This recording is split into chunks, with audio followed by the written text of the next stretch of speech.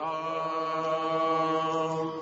Sahana Vavatu Sahana Bhunaktu Sahaviryankaravavahai Tejasvinavadhitamastu ma vidvishavahai. Om Shanti Shanti Shanti. Om Jaya Shri Krishna Chaitanya Prabhu Nityananda Shri Advaita Gadadhara Shiva Sari Gaura Bhakta Vrinda. Hare Krishna Krishna Krishna Hare Hare Hare Rama Rama Rama Hare Hare.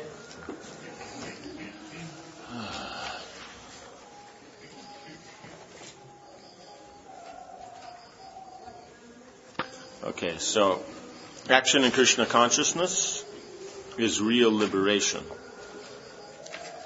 The transcendental loving service to Krishna is beyond the ordinary work governed by the 5 immediate and remote causes: the doer, the work, the situation, the endeavor, and fortune. Right. So one always has to see these things when you're looking at it. It means the field of activities, we're saying that means the situation in which, what work can be done and who is doing that. So since, generally we're always looking at a field, we're looking at it, so it's going to be the field we're going to function in, right? So one has to know oneself. So still we can see why self-realization is an important part of this process, right? Because one may think, no, we're just trying to practically get things done. What's the best way to get something done? But who's getting it done? That's the point. We're getting it done. So that means that we don't know ourselves. To that degree we know ourselves, to that degree we can work. If we don't know who we are, how are we going to actually get anything done? Does it make sense? So that's why this process is understanding. And then we see is because the goal is dependent upon the Lord. And He's also the remote cause in all of these aspects. So then if you don't know the Lord, then you won't work also. And since you're dealing with the field, the situation, the work itself, the endeavor, all these different aspects, you're going to be working with material energy. If you don't understand material energy, how you'll make it work. And especially if you don't understand material energy is a reflection of the spiritual energy. So the material energy isn't going to function outside the rules of the spiritual energy. Right? Just it's temporary and it doesn't give happiness. Right? It's not enlightening. Does that make sense? But it's going to work in the same fashion. Right? You want to boil something, in the spiritual world, and you want to boil it here, it's going to be the same. Why? Because boiling, vegetables here is a reflection of boiling vegetables there. Right? It's not like they were here first, then they came there. Right? It's not that people figured it out and then the others can't, oh wow, what's this? Give them a spoon of peanut butter and it's, wow, what's that? It's not like this kind of stuff. It's like they understood originally. It's coming from the transcendental platform. Does that make sense? Yeah. So therefore, if you don't actually understand the work, the situation, all this, the material energy, you won't be able to understand. So without Sambandha Gyan, your endeavor and your results won't actually be correct. Right? Yes. So in the spiritual world, it must be kind of free from all sorts of small imperfections. All sorts of small imperfections, such as? Yes, such as only or big imperfections. No, I'm thinking just when I'm thinking of boiling potatoes, some of them might be a little bit bad, or some of them are small, some are big. Maybe I drop one on the floor. I'm imagining that this is not how it works in the material. Why would one drop a potato on the floor? I don't want to. No, but why would it happen? because I was not aware of what I was doing. Yes, so you're not conscious. So in the spiritual world, everybody's conscious. Even the potato is conscious. Yeah, so, So they'll tell you, hey, be careful, don't drop it. Like that. So yeah, you won't have those because why are these little imperfections there in the material world? Because it's deteriorating. It's deteriorating. And why is it deteriorating? Because of the beginning, development, and at the end. Okay, it goes down, but why would it be like that? What's the actual cause? because we try to control it. We try to control it, but how do we try to control it?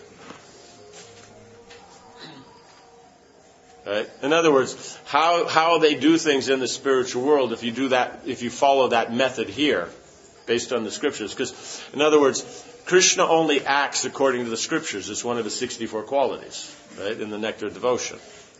So, and he is the source of scripture.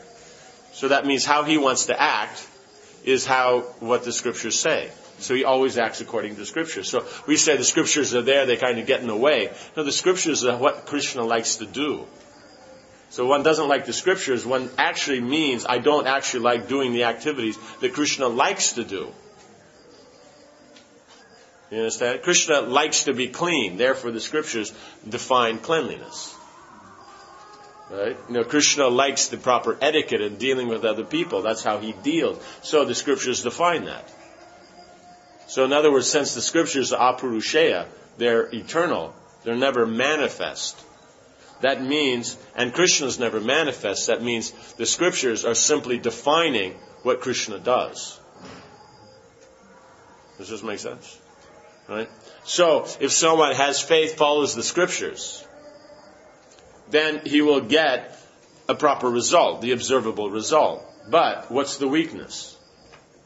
He's a very pious man, he does all good things, he does everything according to scripture. He's so nice. What's the weakness?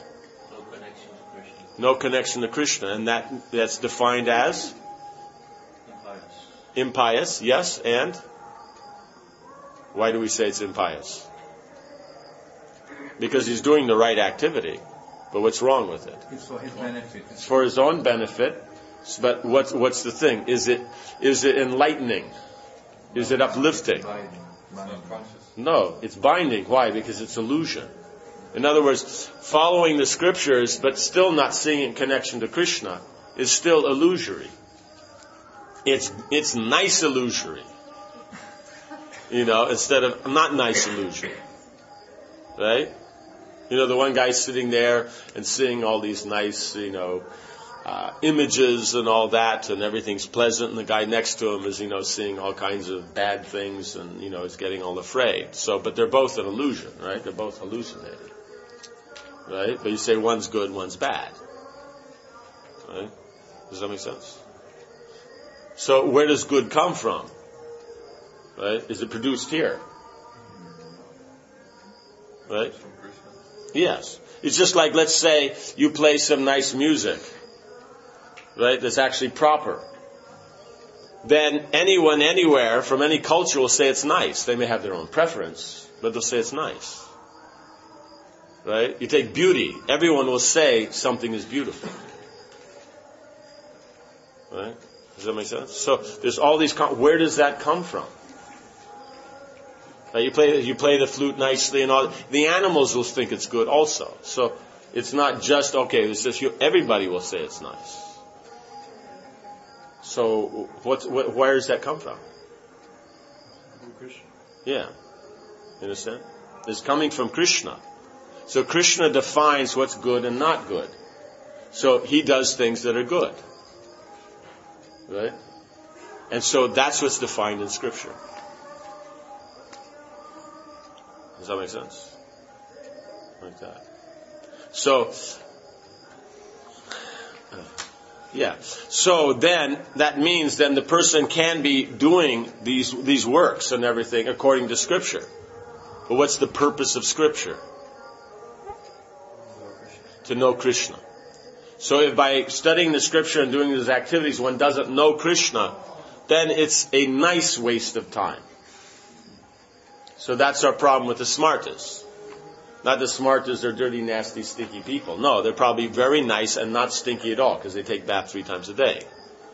right? So, but the problem is they're not God conscious. They miss the point. They follow the rules and miss the point, right? And others miss the point and don't follow the rules, right? So these are the two forms of niyamagraha, right? Those who are pious, materially pious, who follow the rules of Scripture, and those who are materially impious and don't follow the rules of Scripture. You understand? Because the point is what's the problem in following the rules of Scripture?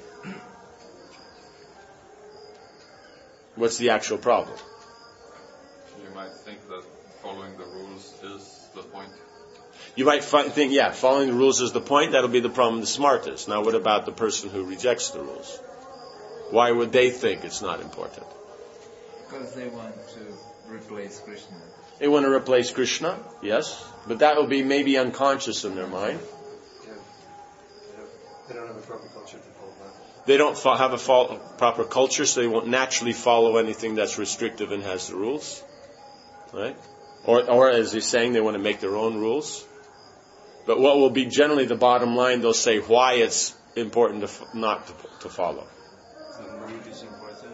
Sorry? The mood is more important than the rules. The mood is more important, okay, yeah, which granted is there.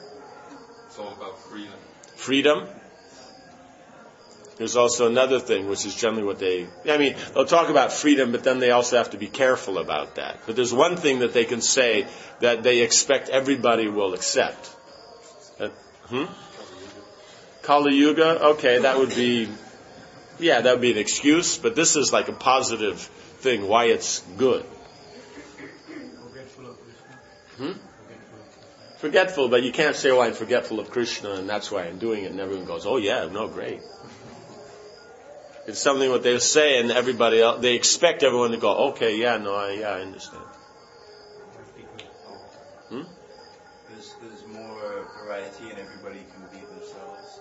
Everyone can be themselves. Okay, you're taking the freedom line. Okay, yeah, that would be it. If you have the more liberalistic would consider that good. Because they like it. They like it. Okay, that'll also fall into that. Then you bring in the emotions. So when you bring in the equality, fraternity, equity, all that, and then the scriptures were only a manifestation of a cultural aspect of one place, like India. Krishna some place in time. Yeah, it doesn't include, I say, burgers, for example. Or something. Yes. Being practical. That's the one thing they can say. I'm just being practical. And then everybody should go, oh yes, of course, because what is the important thing to a businessman?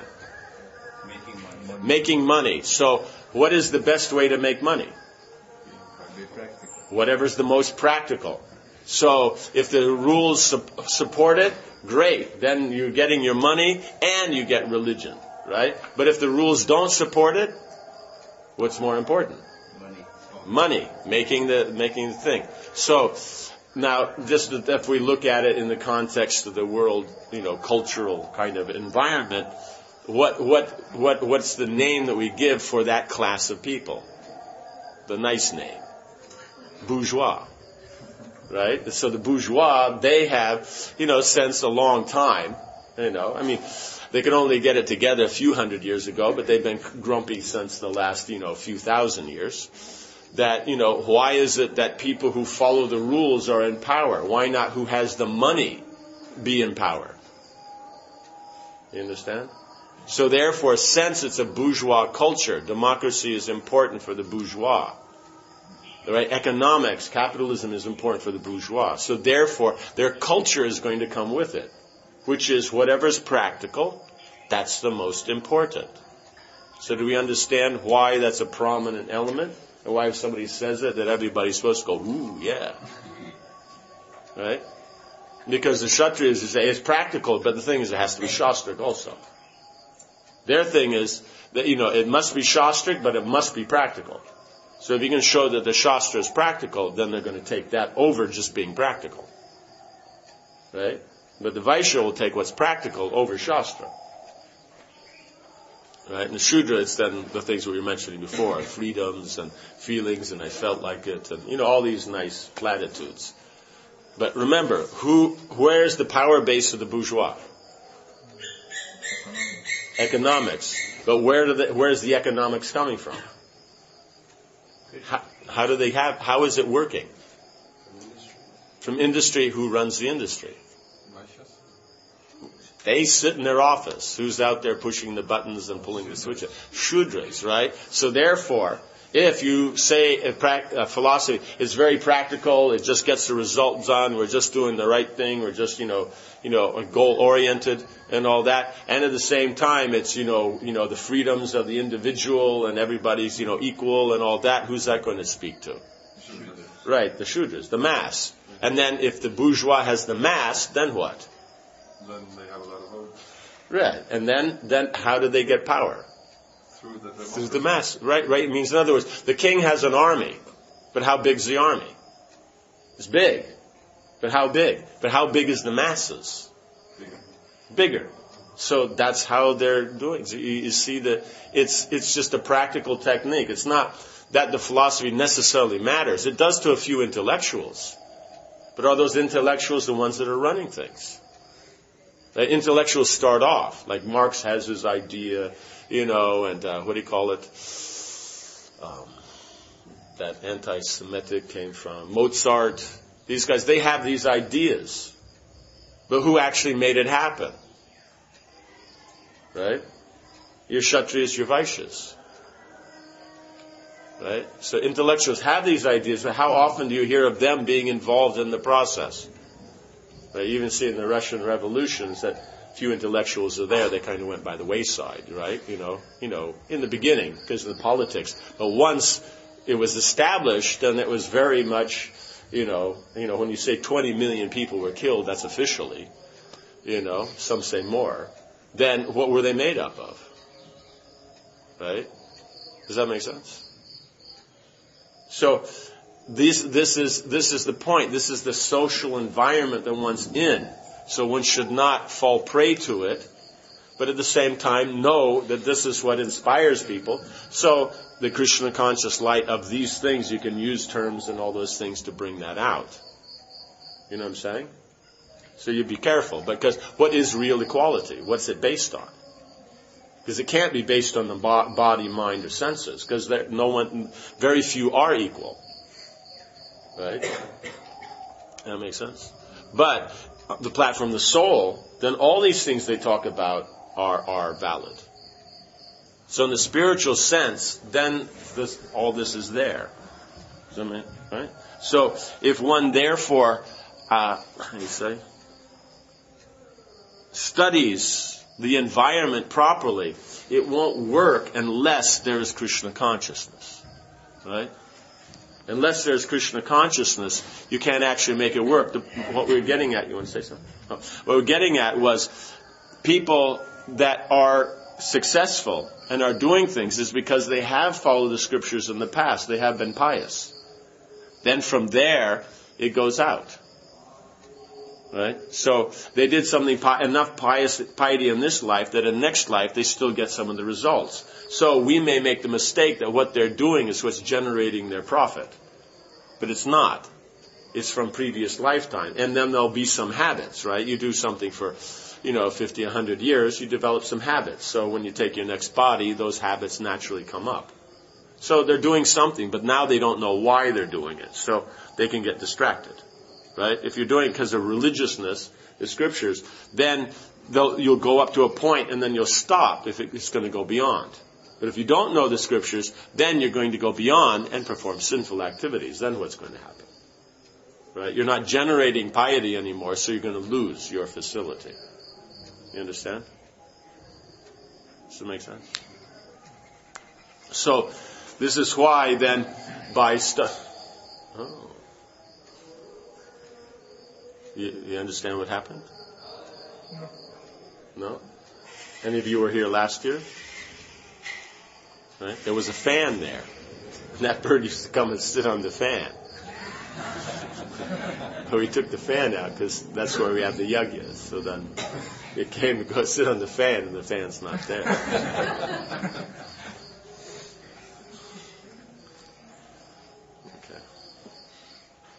Okay, we understand is that we have to be very careful to define here, because otherwise it'll be so, this is all nice theory, but what about the practical? But the point is all practical is based on theory, right? I go to an architect, right? And I go into his office and say, okay, I want this kind of building, and this is my budget. And then they'll look at it and say a few things, and then you'll go away, and then they'll do all their work and that, and you'll come back and they'll discuss it and everything. So you say very professional, right? Very down to earth and all that. But how did he become an architect? Right? How many years did it take to become an architect? Right?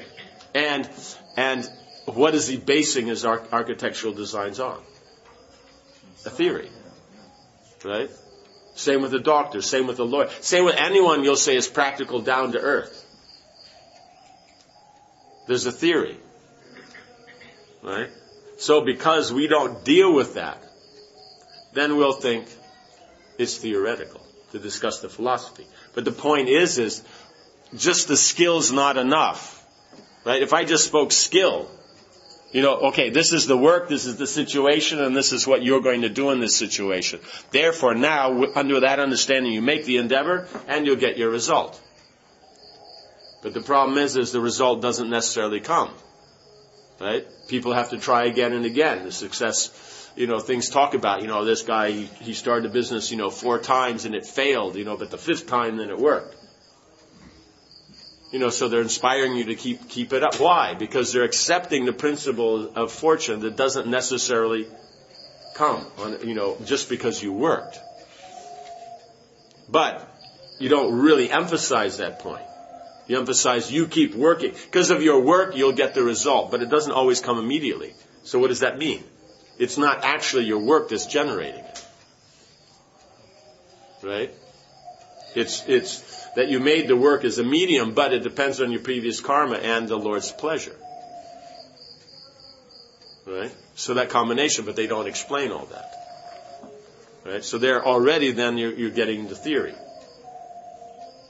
You know what I'm saying?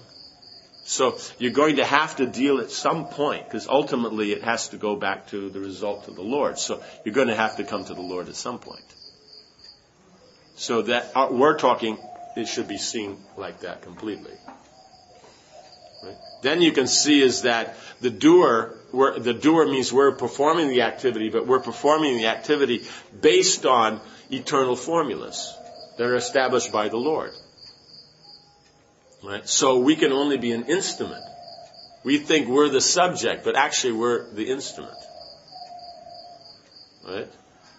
Does that make sense? So even if we're in the position of the subject, right, we're actually the instrument in operating the verb. Right? Because it's still Krishna's formulas that are working, his potencies. We can just be, you could say as such a catalyst. So you could say that's what makes it work, but actually at the same time it's not.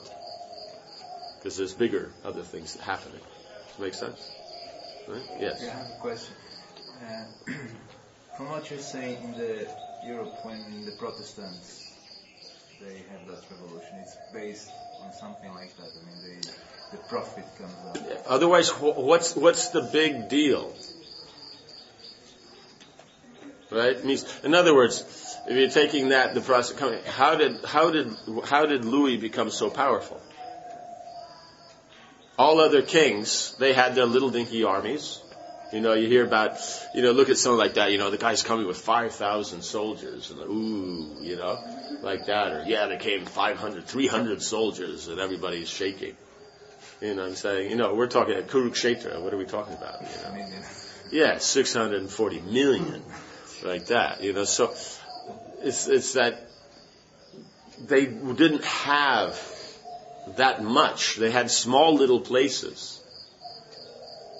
And they didn't have much. But what happened? They conquered the mass. They figured out by turning the monarchy basically into a state, then the way that they could tax and all that, they could get more revenue, that they could have bigger armies. And because of that, that's why Louis was so successful. But at the same time, is what is not realized is he's losing his position as actually being the ultimate head of state. You know what I'm saying? So he has more freedom to say and do, but he has this whole bureaucracy that he has to work with. And so he, one being the starter of it, and two, being very intelligent and very powerful, he was able to not be swallowed up by it, but leave it 2 generations, right? And that was it. Louis XIV couldn't do that. He wasn't the statesman that his grandfather was. You understand? So he got swallowed up by the system. So therefore, because it becomes prosperous for everybody. So the bourgeois comes up, which is not a problem. But the point is then the Kshatriyas have to be in a position to be strong, so that they keep everything in balance. Because just as the bourgeois complain that the nobility is running everything and doing it all for themselves, that's their complaint, because that's what they'll do. Right? Because as soon as they get in the position, they'll do the same thing. In fact, they'll be worse. You know what I'm saying? Louis may have, lopped off a few heads, but it's people who are actually making some trouble for the state. How many died in the French Revolution? Anybody. You know what I'm saying? So there's no discrimination. They don't have culture. They only know how to make money. They have money, so they're rich, and they have all kinds of stuff, but they don't have the culture that goes with it. You understand? So it's a difference. There's a cultural difference. So you lose in the culture. But because they know how to inspire the mass, because they tell the mass you get all this stuff, but do they ever get all this stuff? No, they never get. How will they get? Because they're capitalists. So capitalist works on somebody's making profit, somebody's losing. Right? The profit that they're making is based off someone's very less. And now you get people, to buy. It's what they call fair trade. Fair trade. Fair trade. That instead of getting, 50 cents for their work, now they're getting 75. But it's not like, a guy in America is getting, $5 an hour. They're not getting $5 an hour. They'll never get $5 an hour. You know what I'm saying? $5 is worth how much? In rupees? No. 200 rupees. No. How much? $1 is worth like 40 something. So it's over 200 rupees. Yeah, so would you be willing to pay your maid 200 rupees an hour? For these guys that are working in the fields and all this? So that means 1,600 rupees a day. Are they going to make that much? We're freaking out that they've just raised it from, 80 rupees a day to 150. Nobody has the money to take care of that. You understand? So it'll never be this free trade like they're thinking. Because it's a different environment. Things don't cost so much. So therefore, it's you understand? It's better. There's the exploitation's less. But still, that's the idea. Is this, the greater the difference, the greater the profit.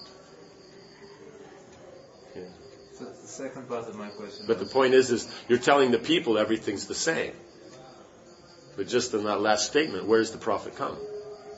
From them. Yeah, but where's profit? Where's profit found? In getting from someone else, in gathering together. Yeah. Gathering together, but the point is that you buy it for 1 rupee and you sell it for 2 rupees, or you buy it for 1 rupee, you sell it for 10.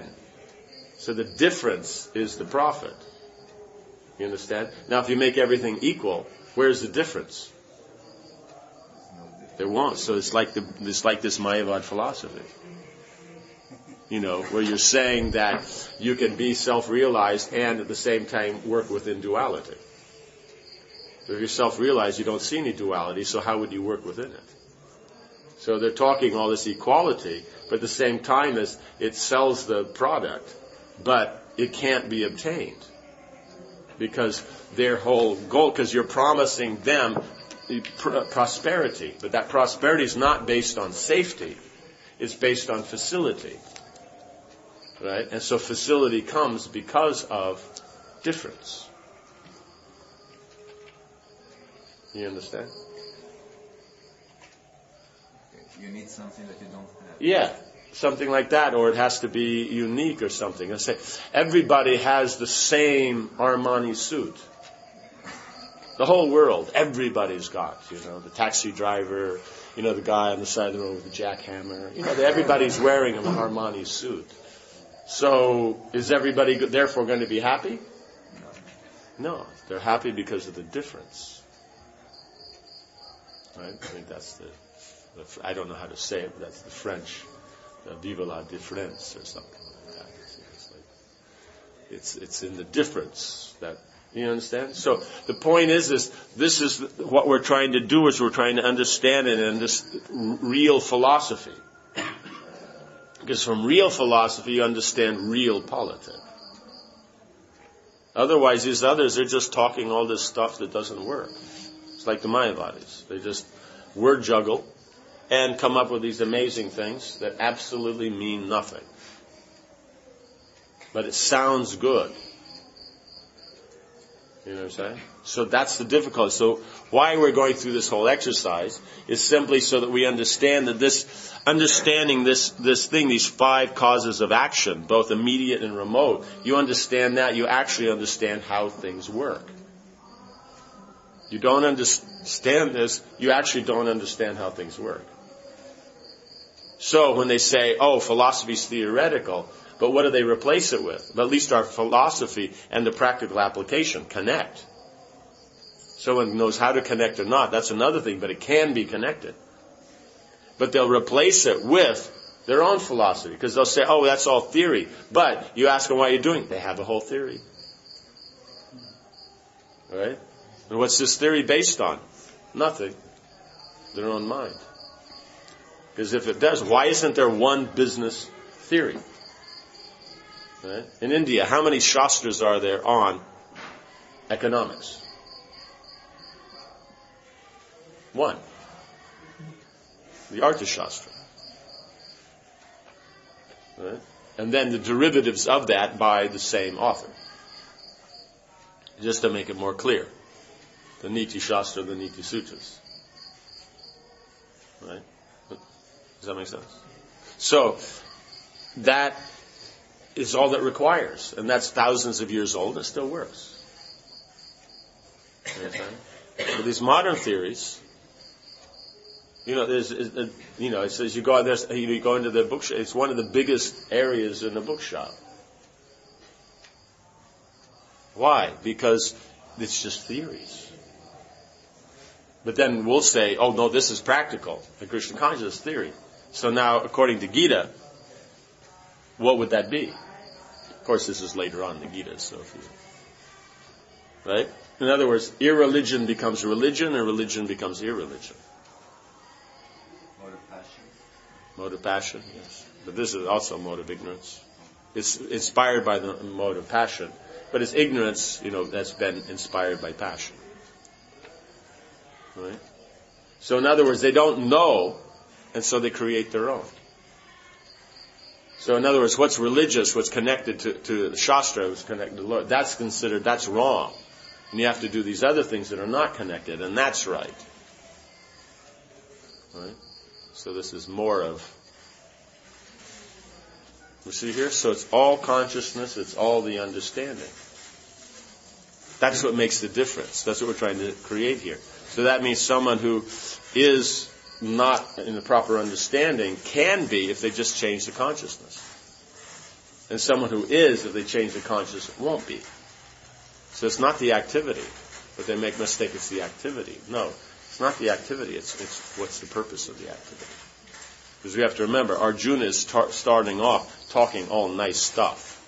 Protection of the family, loss of, welfare works that have been established, that have been going on for generations. He's talking nice stuff here. And Krishna says, you're a fool. Because you don't know that this stuff is supposed to be connected to the Lord. He's not saying that it's not good, because at the end of the day, he has him fight. Right? So that means he performs his duties. So that must mean that all their charitable works and all that are still going on. Right? Otherwise, why is Parikshit Maharaj be established on the throne? Right? So all that's going on. But the point is it Krishna conscious or not? That's the thing. Is this starting to make some sense? Right? In other words, this is what I mean. It's a vision. It's not a matter of memorizing some things and knowing some facts. It's a vision. And the more you have of these facts in your head, the more broad range you can apply it. But that's dependent upon your conditioned ability. You understand?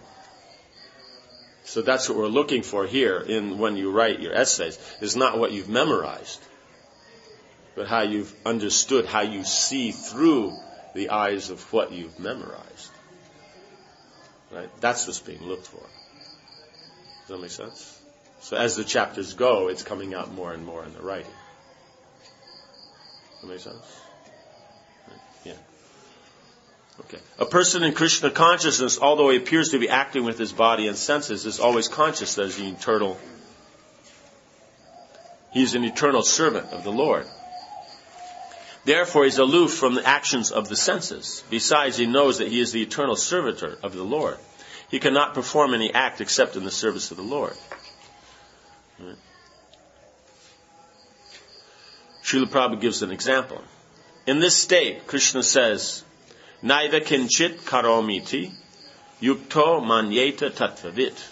Quote, I am not doing anything. That is the stage. A Krishna conscious person never thinks that I am doing something.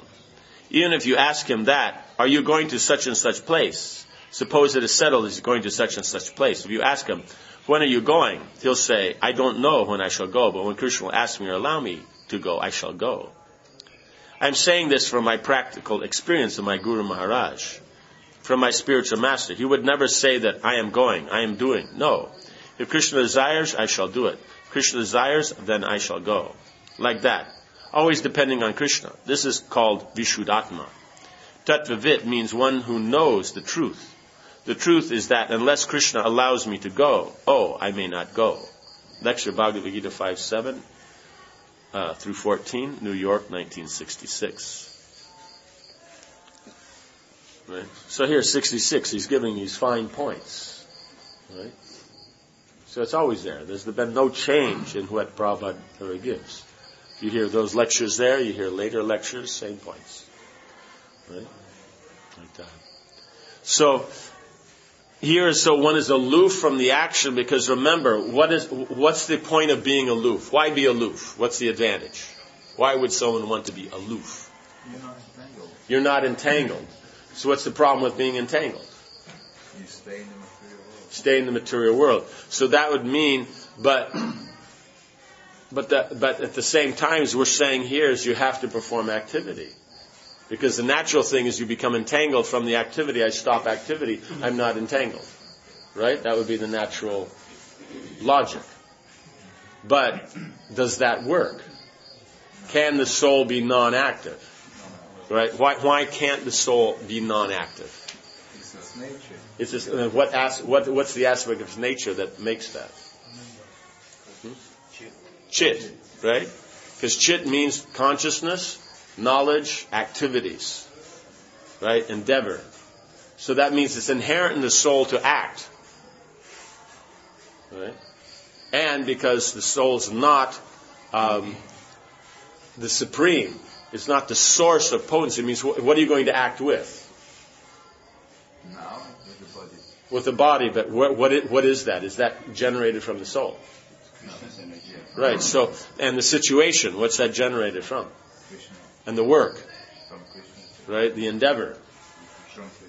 the result, From Krishna. right? So that means we're dependent upon Krishna. So that's the natural state of the living entity. The living entity is in that state. Is he bound by the material world? No, why not? Because he's doing it for Krishna, and that he's not entangled in the material reaction. So what defines the material what defines the material world? Your vision. If you see it disconnected to Krishna. Yes, that's all. If you don't see it in connection to Krishna, then you're bound in the process of illusion. Because you're in illusion, so, what is it? Illusion generates illusion, right? It's the same principle, right? Money generates what? It's the same principle. Whatever it is that you do, it generates that again. Does that make sense?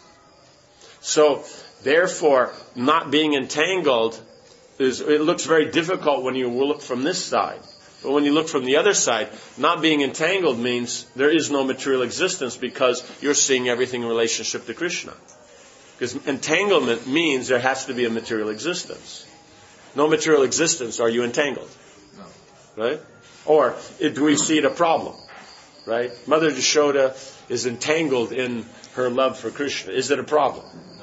No. So, therefore, the entanglement's not actually a problem. The problem is entanglement means here material world. Right? So, you only have a material world if you have illusory consciousness. If you don't have impure consciousness, you have pure consciousness, there is no illusion. So therefore, your work, which doesn't change, does not bind you. You understand? It's very simple. That's why Krishna is so simple. All you have to do is be Krishna conscious. Everything works out properly. You understand? It's that simple.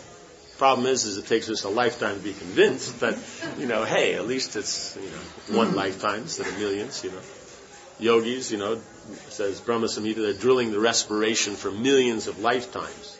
And they still can't see the glow from the toenails of Krishna's feet, so.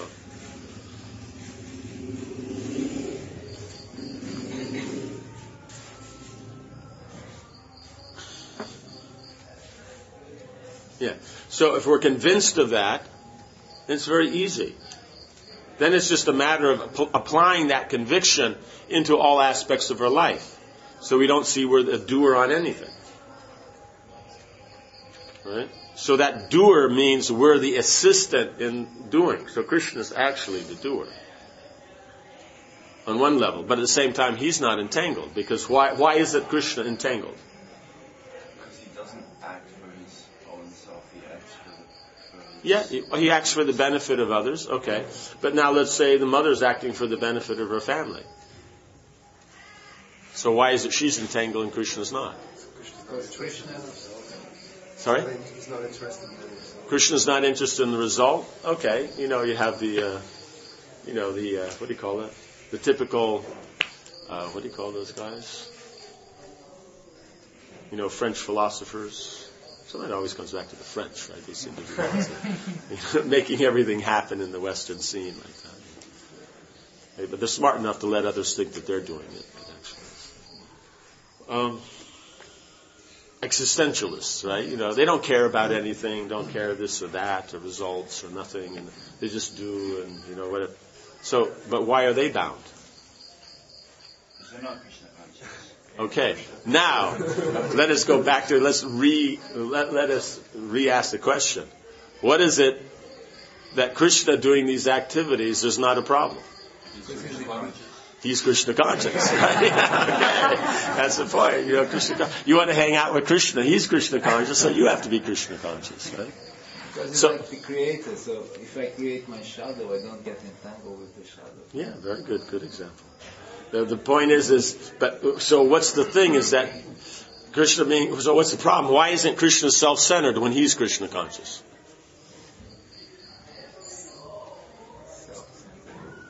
Because he doesn't have to worry about himself, he can take care of his people. That's there. But the thing is there's our self and then there is something else. But for Krishna, is there something else? No. It's all him. But because he is conscious, everything coming from him is conscious. Therefore, on that conscious state, we can interact. This is the simultaneously one and difference. This is one of the aspects. We see a difference. There's us and Krishna. Krishna sees it's all one. You understand? The Father sees the Son as himself. But the Son sees, the Father is different. You understand? So the Father, when he has his plans, it's his plans and his Son and this and that and the business and how, it all includes the Son. The Son's got his own idea. You understand?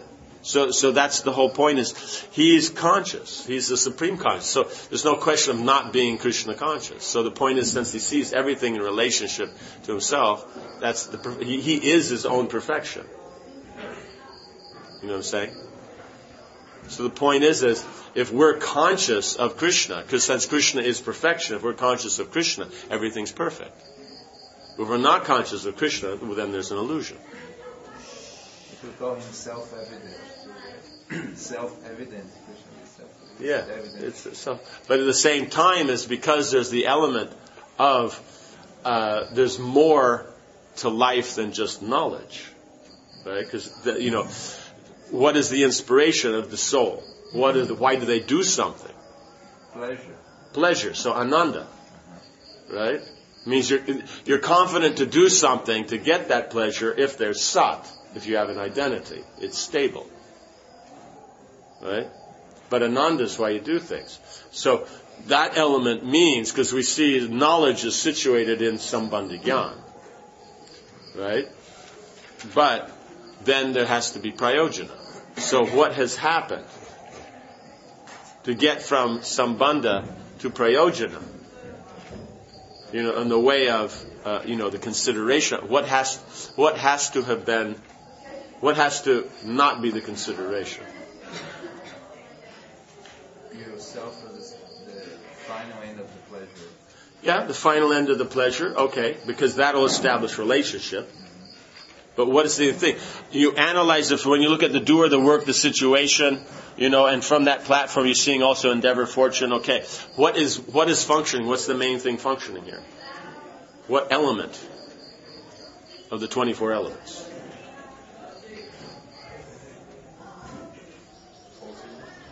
False ego? False ego?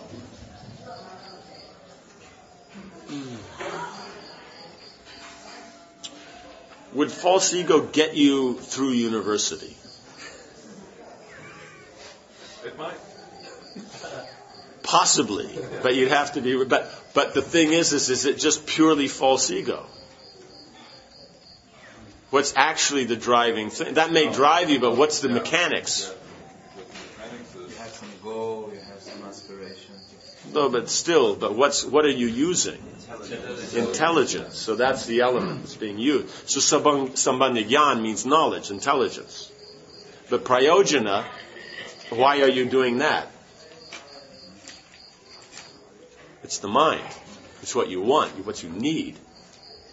You understand? So that means you have to cross over intelligence to get to prayojana. In other words, ananda's had because of not using the intelligence. You've used the intelligence, you put it into motion, but the experience is not going to happen on the intellectual platform. It's going to happen on the platform of the mind. Right? So in other words, you intellectually look at it, the mind accepts that process, so then you can start experiencing it. You understand? If the mind hasn't accepted it, let's say you're doing a work you really don't want to do. So you're getting the experience of doing that work? Other than a negative, but are you getting that positive? No. But if, say you were convinced that you should be doing this work, so then when you do the work, will you get the experience? Yes. Right? Why? Because the mind's been included. So happiness and distress is the mind.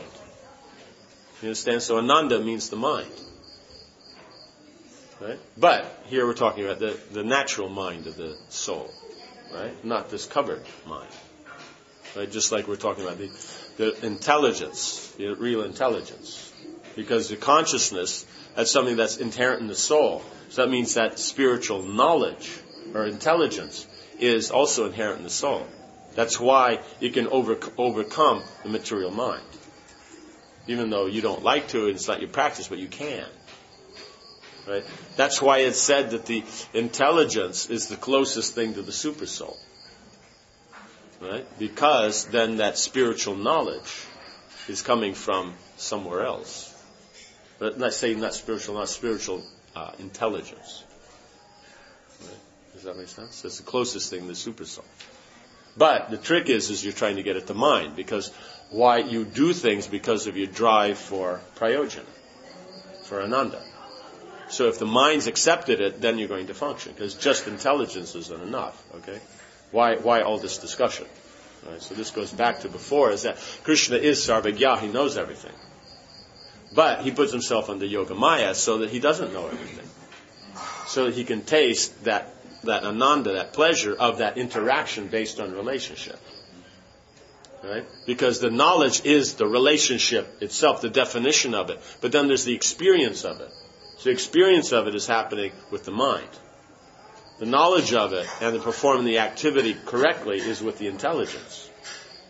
But the desire for it and the inspiration, that experience gained in the endeavor and the experience gained in the result, that's all the mind. So you see, it's just this overlap of the intelligence and the mind.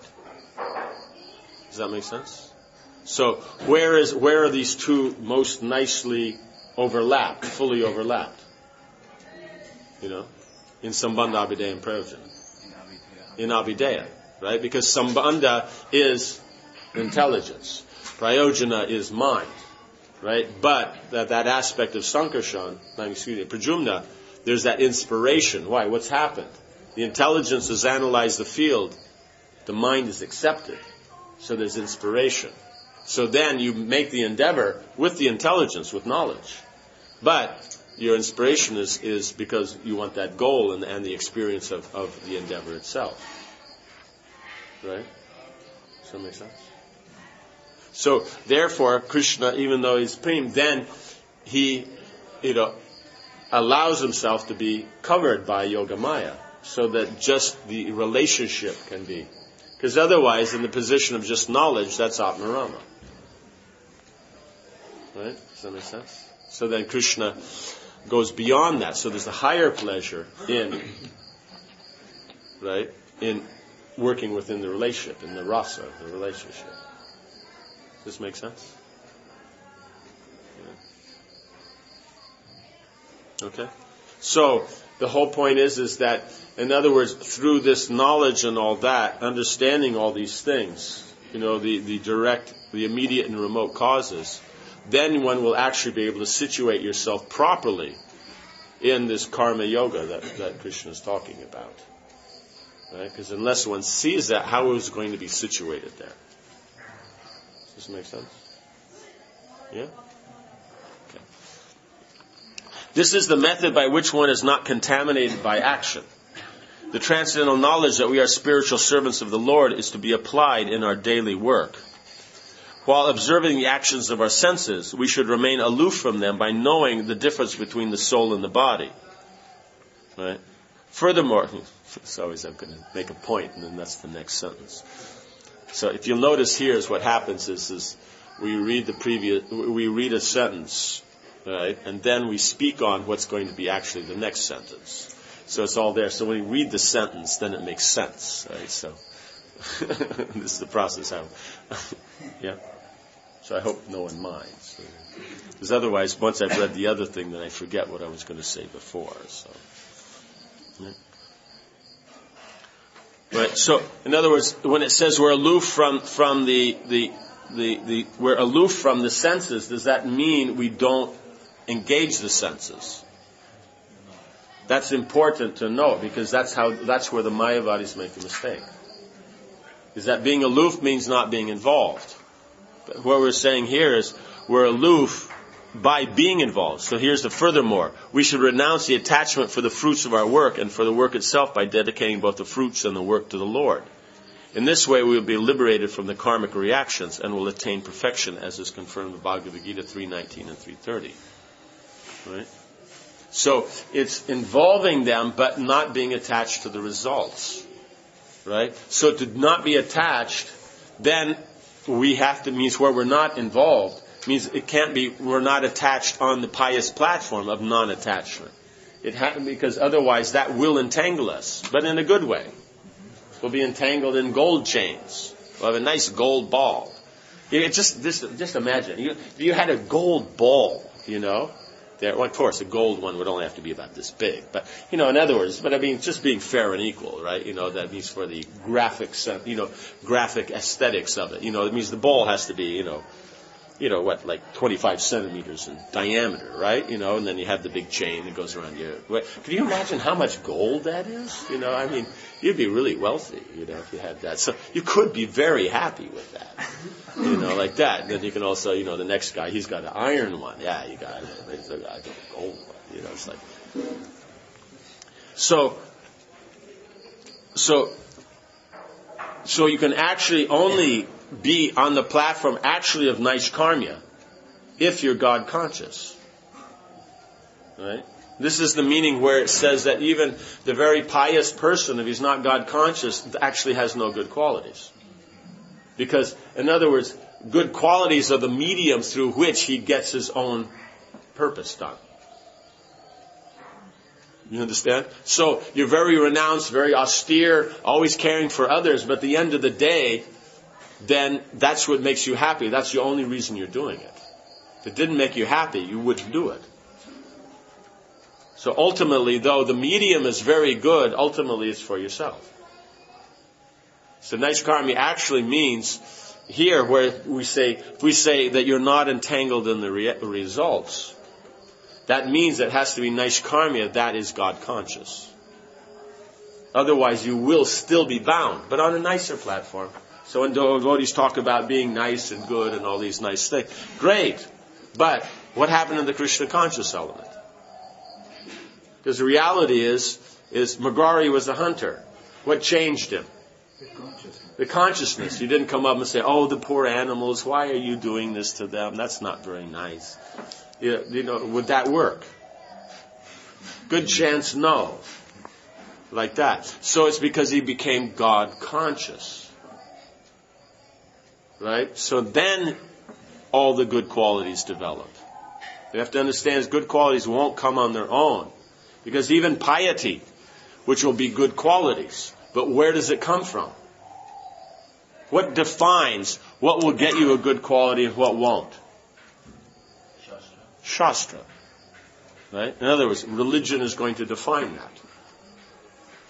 Right? Because you have a nature, and therefore, according to your nature, you do these activities, that will be considered pious. Right? So it's religion defines it. Right? Not the mundane, not the pragmatic. Pragmatic is how you apply it. We're very happy with pragmatic as long as it's based on the options given by Scripture. Right? You have to make it practical. Right? Does that make sense? So the problem is you have, sentimental or intellectual theorists, and you have, sentimental or intellectual pragmatists. But they can't connect them. If you can connect them, then that's actual Krishna consciousness. Right? Applying the scriptures to the situation.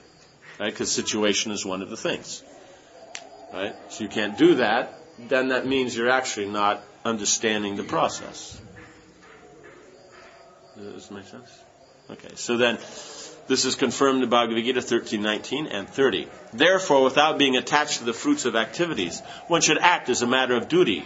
For working without attachment, one attains the supreme.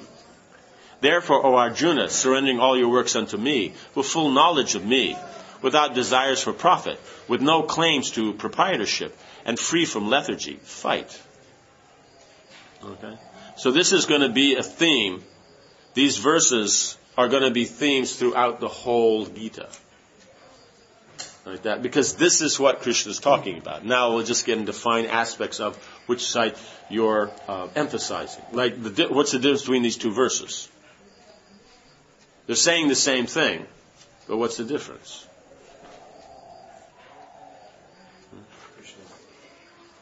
Krishna's in the second. He's including himself in the second. Yeah, in the first one he's included, but what's the emphasis on? The activity, the qualities needed. But with that you'll attain the supreme. Can you attain the supreme by just being a nice guy?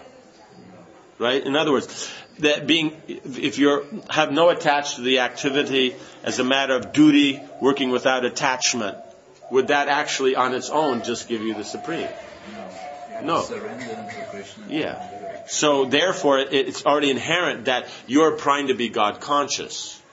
But you've accepted that fact, but in trying to apply it, you're running into some anarthas. So the anarthas are you're attached to the fruits. Right? You're not working as a matter of duty. then you can see, oh, okay, so this is the problem. So you can work on that, cultivate that. Right? Does that make sense? So that's analyzing, looking at it from that side. This is the don't forget Krishna side. And this other one is the remember Krishna side. Same thing, but you surrender the work to Krishna. Right? You have full knowledge of Krishna. Right? So full knowledge of Krishna means Krishna being the remote cause of all that means he's also the work, the situation, the endeavor. Right? And then as the, and how he's the remote doer, how through his sanction the modes of nature and everything carry everything out. Right? Does this make sense? So that knowledge is full knowledge of me. It says full knowledge. Just say knowledge, full knowledge. So you understand how it applies to you, God, and the situation, and the material energy. Without desire for profit. Yes? How does one get a taste for nice karma? How does one get a taste? Basically by doing it. But the point is it will be more, it means, in other words, these are both nice karma. But one is where you're doing it more because this is your duty, this is what you're supposed to be doing. And the other is that more, there's that taste in that relationship. Right? There's not proprietorship, it's Krishna's. Right? Surrendering your work to Krishna, so it's Krishna's work. Right? You have knowledge of Krishna, so you're thinking of Krishna while you're doing that. Otherwise, how would you surrender? How would you not claim any proprietorship? Right? Free from lethargy. Why would we be free from lethargy? Right? Because lethargy lethargy is a mode of ignorance, right? Mode of ignorance is then in the how you say, reflection of sambandha. It's in that category, right? Does that make sense? So the point is what generates, where does the lethargy go? If I study the field, is anything happening? No. When does something happen? When there's an inspiration. When there's an inspiration, right? So why would you be inspired? You know what you can get. You know what you can get. And so in this case of this verse here, what is that you can get? You can get Krishna. Yeah, Krishna's pleasure. In other words, you're surrendering to Him. It's His. So, in other words, you're inspired by this. You've analyzed all this and you're inspired. In other words, this is showing the dynamic element of working in the relationship. The first one is showing how to avoid the problems that are coming because we're not doing this. You understand? So the whole Gita is going to be doing this, looking at these sides of the remember Krishna and never forget Krishna part. And they'll be analyzing it. Right? So here is showing that the two go together, means we're breaking down what we're doing. What buddhi yoga is. So it's going to be this action in knowledge, right? And being Krishna conscious. So you're combining karma, jnana, and devotion, right? So we're seeing these elements. Now, the next 6 chapters, they're going to mean next 6 meaning this is the first 6, right? So the second 6 are going to be dealing with Krishna as that person who we're trying to do everything for. So we're enhancing the devotional aspect, because that's the drive. Right? Because technically you can perform Naishkarmya, at least externally it can be performed. But ultimately one will lose that position because it's being done on the temporary platform. So it will remain temporarily. So you can attain piety, the heavenly planets, you can attain the Brahman, but it will be lost. So it's not real Naishkarmya. That's why we can say this is Naishkarmya, but then there's real Naishkarmya. So the Gita is always talking about real Naishkarmya, but it's also trying to point out the difference between Naishkarmya and real Naishkarmya. Right? And of course, then to know Naishkarmya, you have to know what's not Naishkarmya. Does that make sense? I'm just thinking nice karma. Real nice. It's nice karma. Then there's bad karma. Then there's nice karma. In Bengal, nice. Yeah, nice. Hey, nice. That's what I'm saying. Yes. Okay, does this make some sense? Right? And then in the last part, so in other words, we're learning the mechanics, fundamental mechanics in these first 6 chapters of the devotional process, right? Then in the second 6, we're basically going to learn that they always remember Krishna part. How are the ways you can always remember Krishna? Right? And then the last 6 they're going to show us how to never forget Krishna. You understand? And then the 18th chapter will conclude all that and bring it all together. Does this make sense? Yeah? Okay. Keep that in mind, because there will be essays on this. It means there'll be essays on each of the 6 chapters, but there'll be an essay on the 6 chapters as a group. Like that. Verses 10 to 13. Like a lotus leaf on water, such a person is unaffected by sinful reactions, because he knows perfectly that everything belongs to Krishna, and thus should be engaged in his service. Therefore he serves without attachment, while acting with body, mind, intelligence, and the senses, for the satisfaction of the senses of Krishna. He is purified of material contamination. Such a person has no anxiety, because he is only attached to Krishna and not to the results. On the other hand, one who is not connected to Krishna becomes entangled because of his desire to enjoy the results of his work. Okay. In a controlled life of devotional service,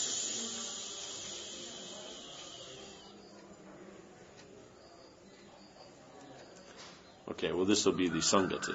Okay. So, he is not, so this is basically summarizing what was before, is that you see everything in connection to Krishna, and so therefore yourself, all work, all endeavors, all results are also in connection to Krishna. So one is not entangled.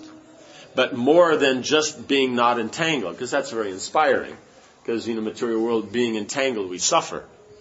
But that's the negative. Okay, we stop material suffering. But that actually is not ananda. Right? Because ananda means a result. Right? It's not a state of existence. Right? So being situated in sat, where's the ananda? So they say brahmananda, but where is it? The Sat Chit Ananda. Right? So because they have knowledge of Brahman, therefore they think, I'm situated there, I'll be happy. So they're thinking Sat Chit Ananda. But they're saying it's all one. There's only Brahman. Sat. Here's another example of how their philosophy can't work. Right? Because how will the soul be satisfied with Sat? What's going to happen to Chit and Ananda? You know. Does that make sense? So that's the thing. So if they're saying it's all one and it's all equal, then they would be considering all 3, but they're not. So it's only Sat. So Ananda has to be there. So that element of Ananda, so not being entangled, that is the element of Sat. That's your eternal position. That situates you on the spiritual platform. But the Ananda is that you're pleasing Krishna.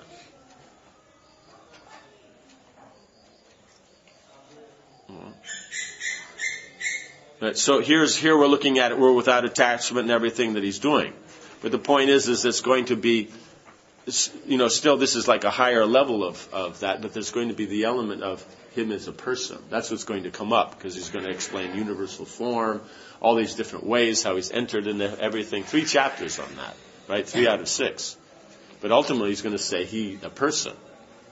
Right, so he's going to go through the Brahman and Paramatma, but he's going to bring it to, so the secret of all secrets is him as a person. That Ananda, that's the real Ananda. That's something that can last. The other 2 are actually only considerations in the material world.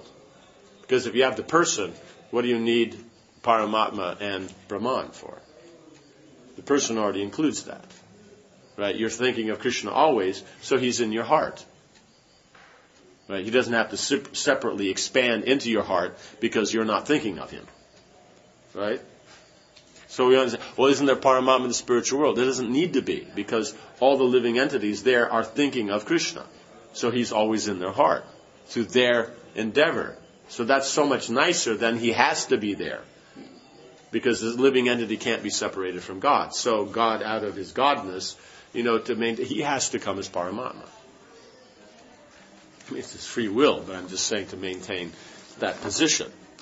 right? That this living entity can't function without the Lord. So therefore, he's there. So if he's already there because you're thinking of him, he doesn't have to expand there. So the element of Paramatma is only because of the material world, because of material consciousness, and also Brahman. Everything is Brahman, but who cares is Brahman? It's Krishna, and it's things that you can use to serve Krishna. Right? If everything's Krishna's. But here it's not everything just because of facts. It's everything because you love Krishna so much, so everything you look at, you only see in connection with. Right? Mom's, a small child, when she's going down the street, she's looking at everything in connection to the child. Could I get that for the child? Would that be nice? Or that wouldn't be nice? Or, oh, watch out, the cars are coming. It's all about the child. Right? You understand? So, therefore, this idea of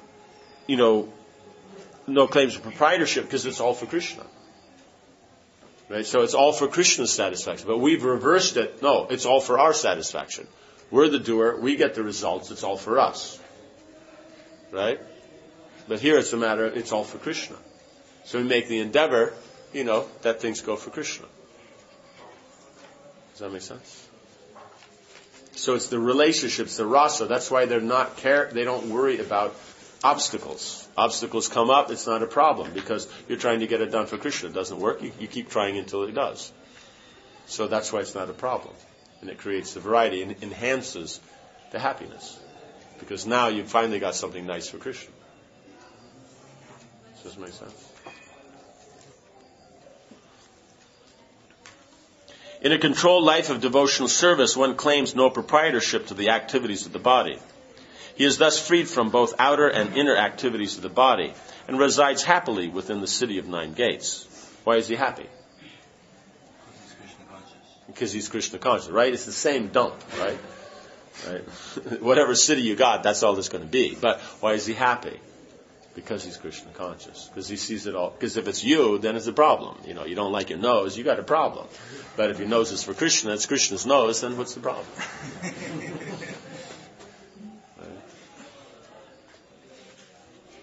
Knowledge of the 3 doers. The soul, the material nature, and the super soul. Okay? So now we're going back to the doer, the work, the situation, the endeavor, and the fortune, right? So we've discussed here also a lot about the fortune. Right? It's coming from Krishna. We're not, and then also understanding we're not technically the doer because there's other aspects. We have to be involved. We have to desire. So in that way we're the doer. But there's more here, okay? Verses 14 to 16, knowledge of the 3 doers, the soul, the material nature, and the super soul. The soul does not create activities in the fruits of action, nor does he induce people to act. All this is carried out by the modes of material nature under the supervision of the super soul. But if everything is controlled by the super soul, does it mean that he is responsible for the sufferings and pleasures of the jiva? Right? This is why this kind of philosophy it's a problem to discuss it amongst those whose religious situation is based on sentiment. There's no intelligence. Then this right here becomes the problem. So because he can't be the doer, therefore someone else has to be the doer, because we know it's not us, because if we were the doer, it'd be going the way we wanted it. But it's not, so that means somebody else is responsible, right? Because if something goes wrong, somebody's got to be responsible, right? From the evil, right? Yeah, so that's where evil comes in. Right? And then because God's a person, so evil's a person, and so, like that. And then he becomes, therefore, technically on the same platform as God, but they want to say that. No, God's superior. But how is he superior? The evil is able to control everything here, and God has nothing to do with it. You understand? You see the whole? Like that. So it's a problem. If we keep going like this, by the time we get to the 3rd year, it'll just be, we'll read it and say, any questions? No? Okay. Just go on. So it appears the 3rd year will go very quickly. At least that's our hope, because there's a lot of material. Here we're trying to get through one book. There we've got quite a few. Okay. But if everything is controlled by the super soul, does it mean that he is responsible for the sufferings and pleasures of the jiva? Krishna answers in verse 13, the Lord allows the soul to fulfill his material desires, but does not take responsibility for his sinful and pious activities. Srila Prabhupada writes in his purport to verse 15. The Lord is the constant companion of the living entity as Paramatma, or the Supersoul. And therefore he can understand the desires of the individual soul, as one can smell the flavor of a flower by being near it. So that's why cleanliness is important. Right? The Supersoul is near and he can smell. Right? Desire is a subtle form of conditioning for the living entity. I wonder if the Supersoul has a clothespin on.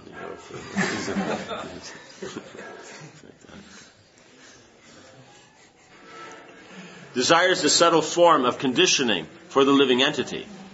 The Lord fulfills his desires as he deserves.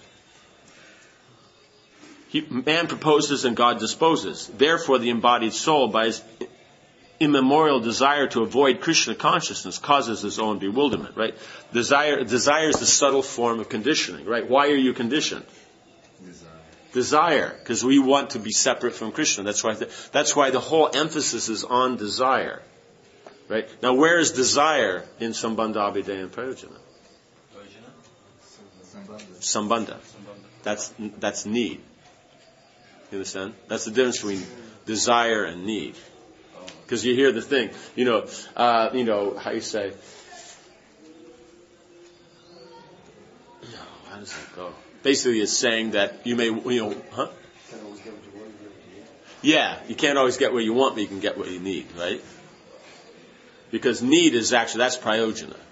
Desire is what you're inspired to work for, right? So that comes within Sambandha. So what else is within Sambandha? The field, the identity. The relationship. Sambandha Gyan. Knowledge. Okay, so that means our knowledge is not right. What's always fun is that, there'll be one main one and then all the side ones. And then we'll get all the side ones and then one will be so it's just probably until we get it the other way around. That's when everything speeds up, right? So that knowledge means it's not there because we think I'm the supreme controller and enjoyer. Are we? No. So that means based on this ignorant conception or this consciousness, then our desire takes on a different flavor. So if we understand I'm servant of Krishna, then that desire can change to I want to serve Krishna. I am his servant. Everything's for him. So it changes the whole thing. So actually, even we were saying all this we're trying to do, all this is just to change our desire. So that's all. You change your desire, you're Krishna conscious. It's that simple. Right, so before we were saying it's just that simple. It's that you just have to change the desire. So all this is to convince us to change our desire. Right? Does that make sense? Yes. So desire is based on knowledge. What means desire was in the realm of knowledge, but it's also as the mind is there because there's an acceptance of something, right? But just accepting it doesn't mean that it's become a need. Like it'd be nice. But when you contemplate that niceness enough, after a while it becomes a need. Right? What if that's why it's nice karma? Because what you consider nice is what is the karma you work for. Right?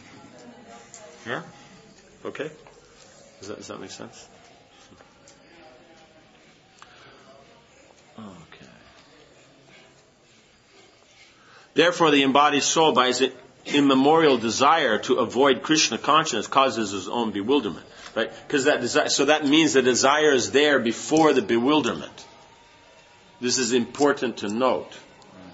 So that means that's why you have the element of Vishuddha Sattva, right? That Vasudeva Sattva can be both coming into the material world or leaving the material world, right? So it's a state of consciousness where one is situated in pure goodness. But the point is the consciousness is there, right? You can be very pure, but your consciousness can be not pure. So what will happen? You'll become impure. But let's say you're impure, but you've improved your consciousness. You become purified. So the Vasudeva Sattva is that platform, because all living entities, when Lord Vishnu glances at the material energy, what is the first stage in the creation? We had Pradhan. That's just the way it is. That's material energy. But what's the first stage then? Mahatattva. What's Mahatattva mean? You added one element of ahankar. You add one element of ahankar. The jivas are there. Time is there. Right? So because of time, then the elements, because time is activity, all the elements separate. Right? But now is the jiva entangled in the material endeavor in this stage? No, because there's still there. That's Vasudeva Sattva. So Mahat is considered Brahman. Right? So they're actually on the Brahman state. Right? So this thing of Brahman understanding, karma, Gyan, and how you say the voidist, that's always going on. When the Lord breathes in, everybody's inside him, and so you're asleep, and so you're completely not aware of anything at all, right? So you get, that's there. Then you come out, then there's Vasudeva Sattva in the Mahat, and then after that you come down into the material world, you're given a body, and then this karma begins. So all these things are already there. So one's at that stage. Now, the point is that living entity the glance has brought him in, where's he going to go from there? Down. He's going to come into the material world. Right? But the devotee, he brings himself up to that platform. Right? Where he has no other interest but Krishna. Okay, now let's look at the mechanics of that. Now, is anything manifest in Mahat? Right? Grossly, is anything there? No, the elements are there. The primary creation is there. Right? Because the Lord and His internal potency, they interact. Right? That's the universal form. Right? That's the Lord's, what we call the Lord's material pastimes. They're not actually material because He's never in consorts with material energy. But they're the pastimes of this world of how the whole thing runs and functions. Okay? So that means then you're going to have the formal cause and the original cause. And the jiva. Right? So now, if you elevate your consciousness to this platform, is there anything material? No. So you're dealing technically with primary creation, not secondary. Because that's where your consciousness, because that's where God consciousness is in the primary. That it's all for Krishna. But at the same time, because the externals come from Him, you can also see the secondary in connection to Him, because we're going to work with the secondary. But the consciousness is in the first, primary.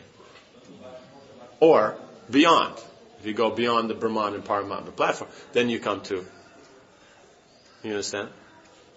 Does that make sense? So that means that so one's on the Vasudeva platform means he's not entangled in the material world because he's not actually dealing with the secondary creation, because that's where entanglement is. He's dealing with the primary creation. So that's where he's on the platform of Vasudeva Sattva. So he's going out. Right? But all the other souls, they come in through there. And what's that platform? As you said, Vasudeva, it's Brahman. Okay, so those jivas in Mahat, in Brahman, what happens from there?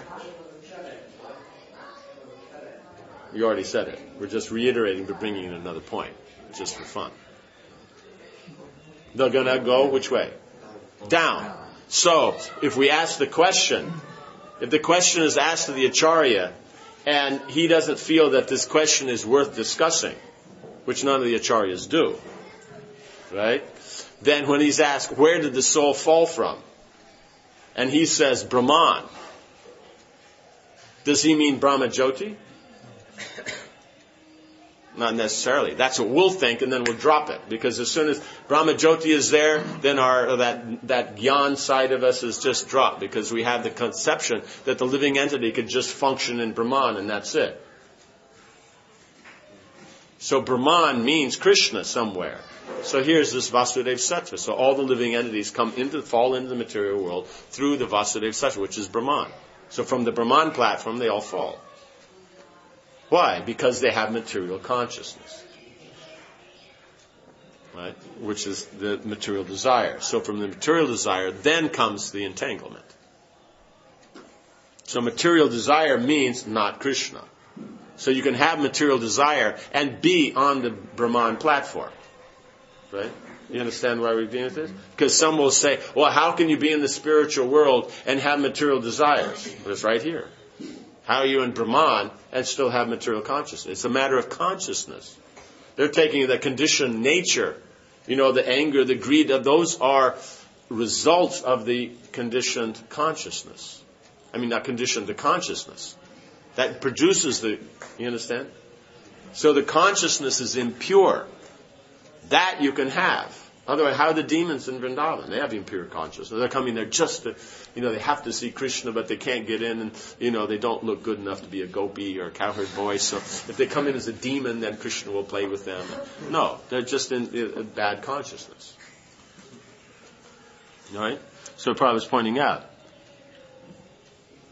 Right. Therefore, by his immemorial desire to avoid Krishna consciousness causes his own bewilderment. So they're taking the qualities of bewilderment to be the qualities that are there. No. Because as soon as these qualities come up, you're not here. You're not in the spiritual world. You're in the material world.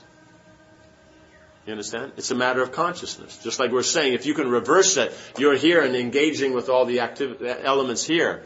And by that, seeing it on the platform of it's Krishna. Right? You're dealing with the primary creation, which is beyond the material manifestation. Then you're not here, even though you are here. Right? You're located here, but you're not here. So in the same way, you can be in the spiritual situation, but not be there. You understand? How far apart are the yogic Brahmins and their wives? They live together, right? The wives are in the spiritual world. The husbands are actually in the material world. But they're both in Gokul Vrindavan. You understand? You get it? Very subtle points, right? So it's not a matter of sentiment. It's a science. Everything can be explained. So in this case, they're really in the material world as well? It's just like this. Prabhupada's walking down the street in Vrindavan, right? And when he first took the first devotees, and Hayagriva is there with him, right? And then Hayagriva writes the letters back to the devotees about all the pigs and the dirt and this and that. So where is Hayagriva? He's on that thin covering of Prakriti in the Dham. He's in the Dham, but he's only seen the material. That's what we're meaning. It's a matter, but it's just like here. You're here, you may be in the material world, you may be in New York, but you're thinking of Krishna. Where are you? You're in the spiritual world. You know what I'm saying? Because the thing is the Krishna and his energies are non-different. And the energies are non-different. If Krishna's energy are non-different, the energies are non-different. So the internal potency and its reflections, the external is the same person, like you said, your shadow. Right? But for the bewildered jiva, they think the shadow is good enough.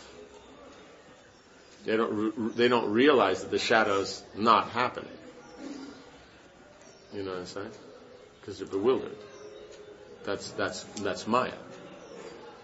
But it's the same. So therefore, how you deal, then you're either seeing Mahamaya or Yogamaya. Otherwise, what does it mean? Tatastha, where you can see both the spiritual and material at the same time. So you have to be able to see both.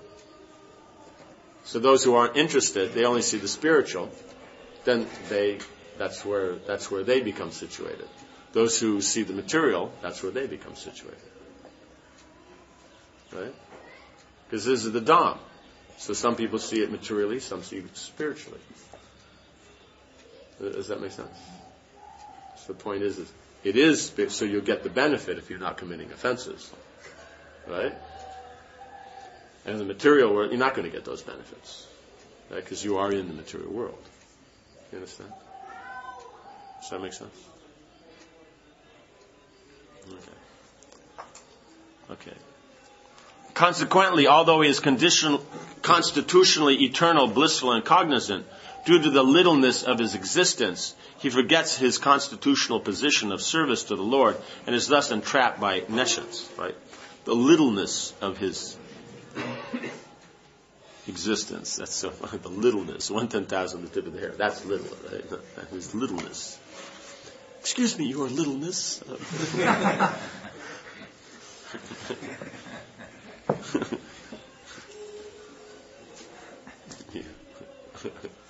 Just thinking, joke. Chutananda, you sometimes come up to him and talk to him and say something. Who's going to do this? Oh, my holiness, of course. Yes, my littleness. So, hey, how come all this is going wrong? He goes, it's my littleness. I'm such an idiot. Okay. So he forgets because he's so small, so he becomes overwhelmed by what's there. Right? Now, why that happens, that's what's not, it's just desire. That's all. Your desire is this way or that way. That's the choice. One may say, why is that? That's just the nature of the jiva. Right? If you have night and day, you're going to have twilight. Right? So, if you have internal, you have external, you have to have the tatastha. But it's conscious, so it's on the day side. Right? So in other words, the jiva is the daylight within the twilight. You understand? They're connected there.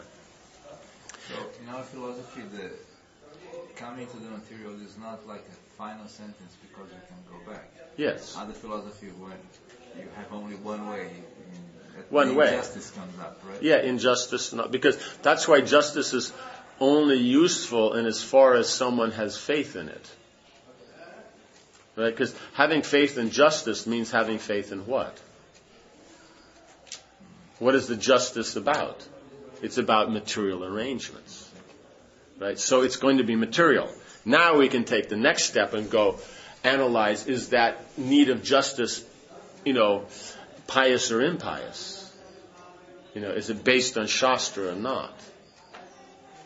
Right? Then we can go, the next step is the justice and consideration of Krishna consciousness or not? Right? You understand? So that was what we were discussing before, some days back, when that whole thing came up about just being nice and conscientious and all those things. Is you can do that and be a complete materialist. So the point is why are those things important? So the basis has to be Krishna. Right? Being nice is only important because it's connection to Krishna. If it's not connected to Krishna, what do we care? Because ultimately everything on the material platform we say is nice is at some point going to be not nice. Right? And for us as a soul, we have the desire. That's what drives us here. Yes. Yeah, because the soul has desire because they have a mind. Right? Because the desire is why? To be happy. So if you think I'm the controller and enjoyer, then your happiness will come by I control the Lord's energy to make myself happy. But as soon as you do that, the internal potency is going to act as external potency. Right? Yoga Maya will become Mahamaya. So in the same way as when you see everything in connection to Krishna, then Mahamaya becomes Yoga Maya. So that's what we're saying, is how you can be situated on the spiritual platform but be in material consciousness, or situated in the material environment but be in the spiritual world. It's consciousness, and accordingly, that's how Krishna's Maya reciprocates with us. Does that make sense? Very simple. The problem is we have this attachment to the locative aspect, time and space. Well, how could that happen? When did it happen? How can it be here? So it's very hard for us to accommodate the spiritual world and material world can be at the same place at the same time. But we have no problem accommodating that the body, which is material world, and the soul, which is coming from the spiritual platform, can be in the same place at the same time. But it's the same potency that keeps the soul and the body can keep the material world and spiritual world together. Otherwise, where is that junction? So that's why here you're in the Dham. You can see it spiritually or not. It's still the spiritual world, but you can see it materially. And let's say you're in the New York temple. Right? It's in the material world, but because you're Krishna conscious, it acts as the spiritual world. It is the spiritual world. It's non-different. right? You know what I'm saying? But you take the devotees find another place to pack up the deities and everything, move somewhere else. That building is material world. But here, whether we have the ISKCON project here or not, it is the spiritual world. You understand? But you can still have the consciousness. That's the important thing, because that's what you can control.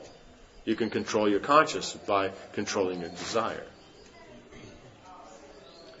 Right? And through consciousness, one can, therefore work on the platform of intelligence. Through intelligence, one can understand, what is appropriate desire and what's not. And then by changing that desire, making that effort, then through that intelligence, then you situate yourself on the spiritual platform. Right? And then Krishna will help. Okay? Is that okay? Yeah. It makes it easier to understand enlightenment in that way. To understand enlightenment, because we always... Enlightenment, yeah. Someone is enlightened, but he's in the material... So that's how these things can go on simultaneously. And that's also why for us, the enlightenment's not the actual point. The point is God consciousness. That's how he became enlightened. Because someone else, they're enlightened, but it may be temporary enlightenment. Right? He becomes heavy again. Right? So the jiva takes up enheavyment, the process of enheavyment. And so he comes back into the material world. Right? Because being light is not enough, right? It may get you to the Brahman, but it won't get you into the spiritual world.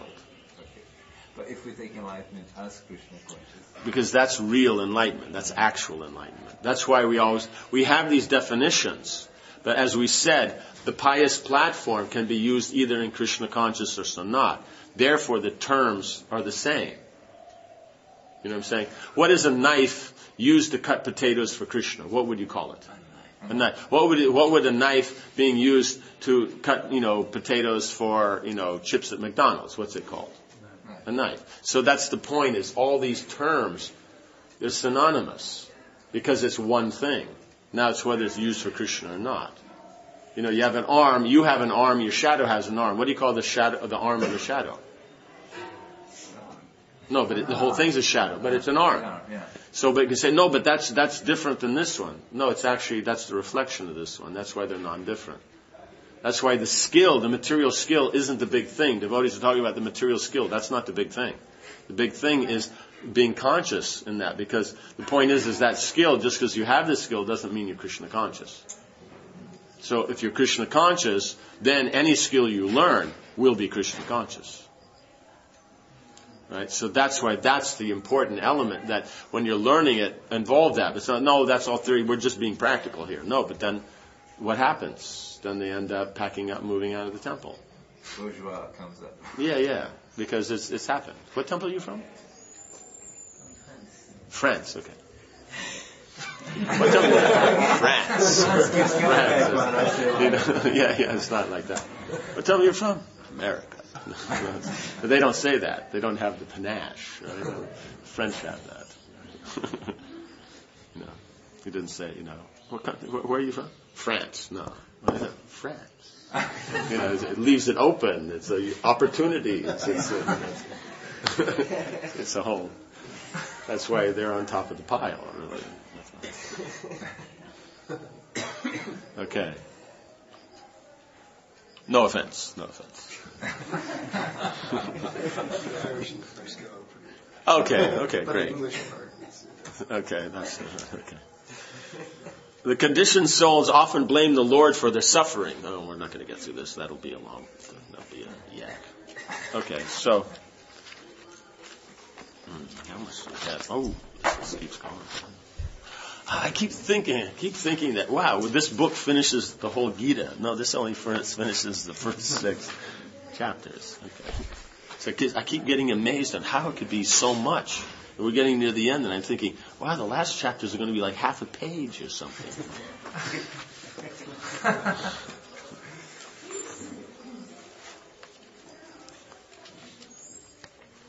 Okay, so we'll stop here. Om Hare Krishna, Krishna Krishna, Hare Hare, Hare Rama, Rama Rama, Hare Hare. Jai Srila Prabhupada ki, Samaveta Bhaktivinoda ki, Janatai Gaura Premanandi.